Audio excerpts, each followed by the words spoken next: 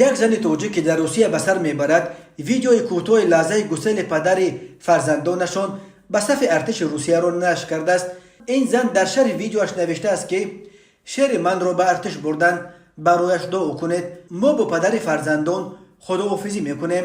در سب دیده می شود که یک جوان توجیک خوش صورت همراه دعوت شده های دیگر در داخل اتوبوس نشسته و همسرش که چهرهش نمی نماید در بیرون ایستاده است و از پس شیشه تیریزه اتوبوس با او خداحافظی می کند. زن این جوان توجیک را سعید جان نام میبرد و به سویش از بیرون چنین خطاب می کند: سعید جان خدا بگو، تکیه به خدا بکن، خدا نگهبانت باشد، خداوند خودش رحم کند.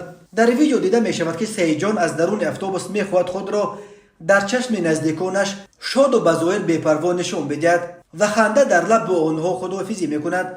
هنگام دعاگویی همسرش دست بر او می کشد و با انگشتانش رمز دل را کشیده به همسرش نشان می دهد. در انجام ویدیو او از همسرش می خواهد که کامرای تلفنش را پیش بیارد تا او با فرزندانش بار دیگر خداحافظی کند. این ویدیو به گفته مؤلفش در کراسنویارسک روسیه ثبت شده است. ارتش روسیه 24 فوریه سال 2022 به اوکراین حمله کرد، ولی پیروزی خیلی زود که مسکو انتظارش داشت صورت نگرفت و هفته‌های آخر نیروهای روسیه حتی مجبور شدند که از چندین شهر قبلا اشغال کردهشان در اوکراین حتی عقب نشینی کنند.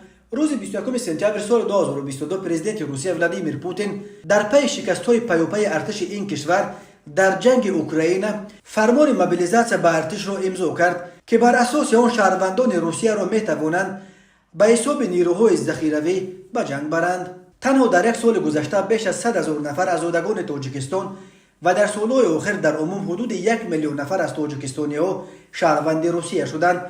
حالا ده‌ها هزار نفر آنها به خطر دعوت به صف ارتش روسیه و فرستادن به جنگ اوکراین دچار شدند.